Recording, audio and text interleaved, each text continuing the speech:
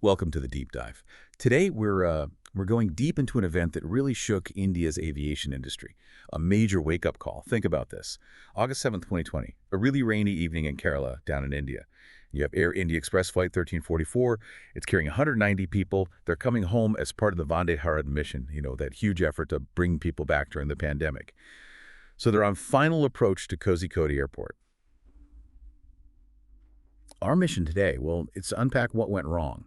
Why did it happen? And crucially, how did this tragedy force a hard look at aviation safety? Okay, let's unpack this. Absolutely. And what's fascinating here, or maybe striking is a better word, is that this wasn't just some random accident. It had layers. So many interconnected factors. We really want to help you connect those dots. It's not just about the crash itself, but what it tells us, about the bigger picture of keeping skies safe. Okay, so let's paint the picture for Flight 1344.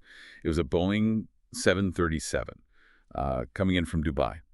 And in the cockpit, you had Captain Deepak Vasant Sathal, a really experienced guy, ex-Air Force, highly decorated. And with him, First Officer Akhilesh Kumar. But the conditions they were flying into, just incredibly tough. Visibility was poor, heavy rain, and importantly, a slick runway.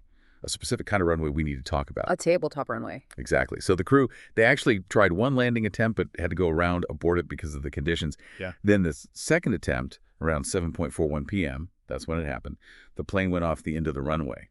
And the result was, well, it was catastrophic. The fuselage broke into two pieces, just immediate chaos on the ground. Yeah, and in that immediate aftermath, what you saw was just incredible bravery. Of course, the official rescue teams rushed there, but also the local people from right around the airport. They just ran towards the wreckage, in the dark, pouring rain, fully aware of the danger fuel leaks, potential fire. They didn't hesitate. They were pulling people out alongside the pros.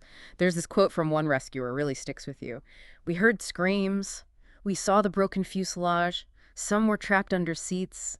We just did what we had to do." Just incredible community spirit. It really was. But the human cost was devastating. 21 people lost their lives, including both pilots, and over 100 injured out of the 190 on board. It really makes you think, doesn't it, about how a community responds, how resilient people can be in such a terrible situation. And that runway type you mentioned, Yeah. the tabletop runway, this is where it gets really interesting and crucial to understanding what happened. Can you explain that a bit more? What exactly is a tabletop runway? Sure. So imagine a runway built on like a plateau or a hilltop. The terrain around it drops off steeply. Right, so there's no flat ground at the end if you overshoot. Exactly. Instead of maybe rolling into a field, you could literally fall down a slope or into a gorge. It adds a whole different level of risk. And Kozhikode is one of those. Precisely. And this is where history gives us a chilling warning. Just 10 years earlier, 2010, another tabletop runway in India, in Mangalore. Oh, I remember that. Awful. Yeah. A crash there killed 158 people. So the risks were known. And Kozhikode itself, had there been concerns raised before this 2020 crash? There had. That's the really concerning part. Safety audits, reports, they had flagged issues with the Kozhikode runway, specifically recommending safety upgrades well before this incident. So the warnings were there. They were. After this crash, of course, India's Aviation Authority, the DGCA, they launched a full investigation straight away. They got the black boxes, the flight data recorder, and the cockpit voice recorder very quickly. And what did they start finding? Well, the initial findings, they pointed strongly towards human error being a major cause. The data showed the pilots touched down much further down the runway than they should have, way past the designated touchdown zone. Meaning they just didn't have enough runway left to stop. Exactly. Not nearly enough, especially in those wet conditions. And that brings in another factor, hydroplaning. The tires basically skidded on the layer of water, losing grip. Like driving a car too fast through a puddle. Sort of, yeah. But with a massive aircraft, it severely reduces braking effectiveness. So this raised a really tough question, one that investigators and everyone else had to grapple with. Should they even have tried to land in those conditions, knowing it was a tabletop runway? That is the critical question, isn't it? Mm-hmm. And it sounds like the answer isn't simple. Because as the investigation went on, it wasn't just about that final landing decision, right? Yeah. You started pointing to broader systemic things. Precisely.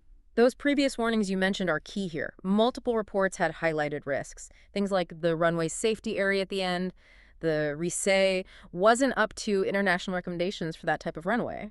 And there was something missing, wasn't there? A specific piece of safety tech. Yes, an EMS. That stands for Engineered Material Arrestor System. It's basically a special surface built at the end of a runway, usually made of crushable concrete blocks. If a plane overruns, it sinks into the EMS, which slows it down rapidly and safely. And Kozhikode didn't have one. No. And it's the kind of system that could potentially have made a huge difference in this exact scenario. So it's a mix then. Pilot actions, yes, but also infrastructure issues, maybe even other pressures. That's what the deeper investigation suggested. It wasn't just one single cause. It was this complex, unfortunate mix. You had the landing decision, the hydroplaning, but also contributing factors like potential pilot fatigue. Remember, these were demanding Vande Harat repatriation flights. Right, long hours, maybe pressure to complete the mission. Possibly. That subtle pressure to land, especially bringing people home during a pandemic, it can be a factor. Plus, questions were raised about the weather information relayed to the crew. Was it timely enough, accurate enough? So a chain of events, almost. Weak links in the system lining up. Kind of, yeah. Human factors, infrastructural gaps, maybe even procedural issues. It all came together tragically. You hear survivor accounts, like one who said, "It was like a nightmare. I closed my eyes, then everything shook. When I opened them, the cabin was split in half." It just shows the suddenness, the violence of it. Just terrifying. So after all this, what changed? What was the legacy? Well, there was definitely a response. Kozhikode's safety measures were reviewed again, and changes were mandated not just there, but at other tabletop airports in India, too. Yeah. Things like improving the runway and safety areas. And accountability.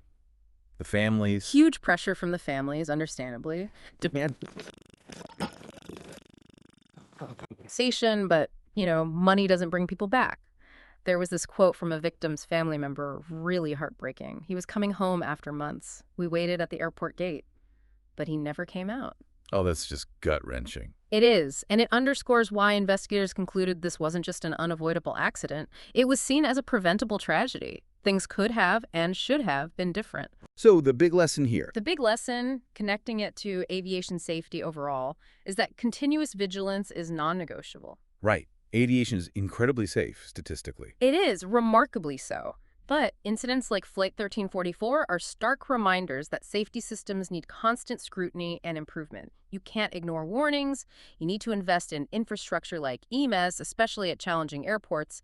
You need robust procedures for weather, for pilot fatigue management. So it's about learning and never assuming safety is a given. Exactly. It's about honoring those who were lost by making sure those lessons are truly learned and applied.